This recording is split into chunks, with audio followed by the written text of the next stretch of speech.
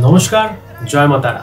আজকের বিষয় হচ্ছে তন্ত্রশাস্ত্রের একটি বিশেষ স্তম্ভ, যা দেবী ডাকিনী। দেখুন, 51 অক্ষর এবং 6 দেবীর ওপরে কিন্তু দাঁড়িয়ে আছে দেবী ডাকিনী। তো এই 51 অক্ষর এবং 6 দেবী শক্তির যদি বিস্তারিত বর্ণনা করতে যাই তাহলে অনেকটা সময়। এছাড়াও আমাদের এই মানব দেহের কুণ্ডলিনীর ওপরে কিন্তু দাঁড়িয়ে আছে দেবী ডাকিনী। দেবী ডাকিনীর সাধনা দুরকম ভাবে করা সব, সাত্ত্বিক উপায় এবং তামসিক। দেখুন, দেবী ডাকিনীর উল্লেখ এছাড়াও আমরা কালিকা পুরাণে পাই, চণ্ডীতে পাই।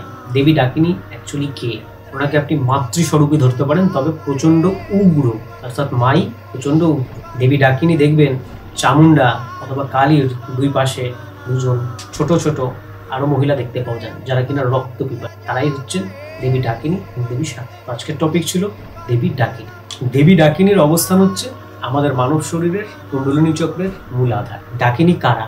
ডাক নামে একটি সম্প্রদায় ছিল, সেই সম্প্রদায়ের যারা স্ত্রীলিঙ্গ, যারা স্ত্রী ছিলেন, তারাই হচ্ছেন দেবী ডাকিনী। মনে রাখবেন, দেবী ডাকিনী কিন্তু বলি, ওনার সাধনায় বলি দিতে হয়, রক্ত লাগে, মাংসও লাগে। দেবী ডাকিনী সাধনা করবার জন্য অবশ্যই একজন সিদ্ধ গুরুর প্রয়োজন, যিনি নিজে কিনা দেবী ডাকিনী। অন্যথায় সামান্য ভুলেও কিন্তু দেবী সাধককে পাগল করতে পারে অথবা তার বৃত্তি। এবং এই সাধনা করবার সময় কিন্তু প্রচন্ড রকম ভয় দেখান। তো আসুন জেনে নেওয়া যাক যে দেবী ডাকিনী সাধনা করবার আসল জায়গাটি কোন। দেবী ডাকিনীর সাধনা যদি আপনাদের করতে হয়, আপনাদেরকে যেতে হবে কোনো নির্জন শ্মশানস্থানে।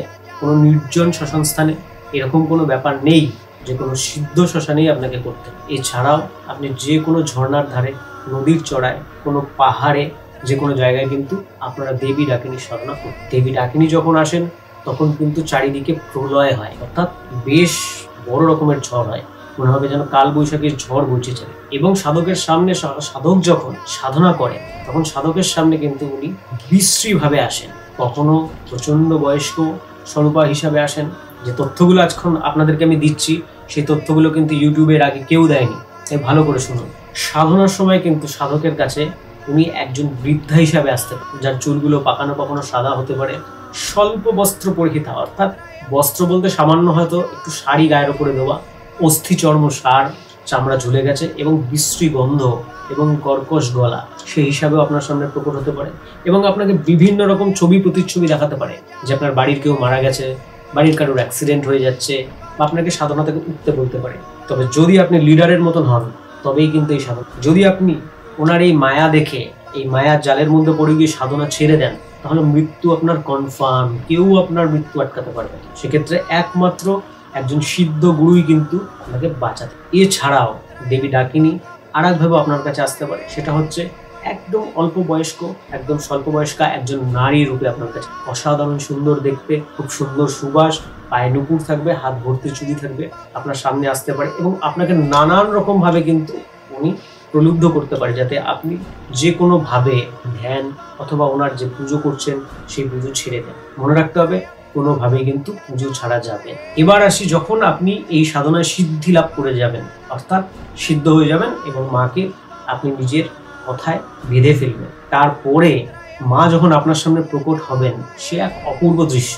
এরকম সুন্দরী নারী আপনি হয়তো পৃথিবীতে কোথাও দেখেন, সেই রূপে উনি আপনার সামনে আসবেন এবং এক অত্যন্ত সুন্দর গন্ধ, যে সুন্দর গন্ধ সেটা সেন্ট বা ফুল আপনি কোনোটাই ম্যাচ করাতে পারবেন। এবং এই সাধনায় সিদ্ধি লাভ করবার পরে সাধককে কিন্তু মা ব্রহ্মজ্ঞানে জ্ঞানী করেন। এবং এটাও জেনে রাখুন, মা কিন্তু মোক্ষ প্রদানকারী। দেবী ডাকিনী যার প্রতি প্রসন্ন হন, দেবী ডাকিনী কিন্তু তাকে বিভিন্ন রকম সহযোগিতা করেন। ইনফ্যাক্ট যেটা আপনার ভাগ্যে নেই সেই জিনিসটাও কিন্তু উনি ডেকে নেন, অর্থাৎ ডাক দিয়ে তুলে নেন। অর্থাৎ যেটা আপনার ভাগ্যে নেই সেই জিনিসটাও কিন্তু উনি আপনাকে প্রদান করেন। এছাড়াও দেবী কিন্তু আপনাকে জাগতিক জ্ঞান প্রদান করেন, কুণ্ডলিনী চক্র জাগ্রত করতে সহযোগিতা করেন এবং আপনাকে কিন্তু ব্রহ্মজ্ঞানে জ্ঞানী করে। এবার চলে আসি, দেবী ডাকিনী সিদ্ধি লাভের পরে সাধকের আর কি কি, বা তান্ত্রিকরা বা অঘরীরা দেবী ডাকিনীর মারফত কি কি কাজ নিতে পারবেন। মারণ, উচ্চাটন, স্তম্ভন, বশীকরণ, শত্রুনাশ, যে কোনো রকমের কাজ কিন্তু দেবী ডাকিনী করতে সক্ষম এবং প্রচন্ড তাড়াতাড়ি এবং প্রচন্ড উগ্রভাবে তিনি কিন্তু এই কাজ করেন সাধকের।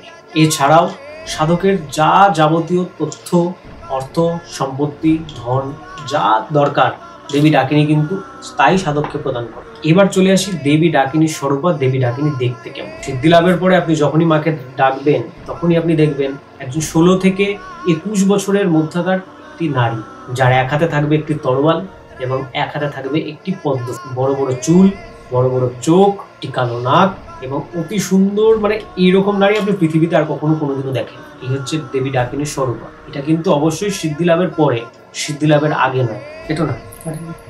তবে মনে রাখবেন, সিদ্ধি লাভ বলুন বা সিদ্ধি লাভের প্রসেস বলুন, অথবা আপনি যদি তান্ত্রিক হয়ে থাকেন অথবা অঘরী হয়ে থাকেন বা আপনার এই বিষয়ে কোনো ইন্টারেস্ট আছে, তাহলে জেনে রাখবেন সামান্য থেকে সামান্য ভুলে কিন্তু দেবী ডাকিনী, যেহেতু উনি উগ্র, সেহেতু কিন্তু উনি রেগে যান এবং সাধকের সামান্য থেকে সামান্য ভুল চুকেও সাধককে যাবতীয় যা তথ্য উনি প্রদান করেন, যা জ্ঞান উনি প্রদান করেন, কেড়ে নিতেও কিন্তু 1 মিনিটও সময় নেন এবং সাধকের মৃত্যু পর্যন্ত উনি ঘটাতে পারেন। সুতরাং যে কোনো কাজ করবার আগে অবশ্যই ভেবে নেবেন। এবং এই সংক্রান্ত আরও যদি আপনাদের কিছু জানবার হয় তাহলে অবশ্যই আমার কমেন্টস বক্সে জানাবেন এবং নিচে দেওয়া নাম্বারে অবশ্যই যোগাযোগ করতে পারেন। আজকে এই অবধি, ভালো থাকুন, সুস্থ থাকুন। জয় মা তারা, জয় শ্রী মহাকাল।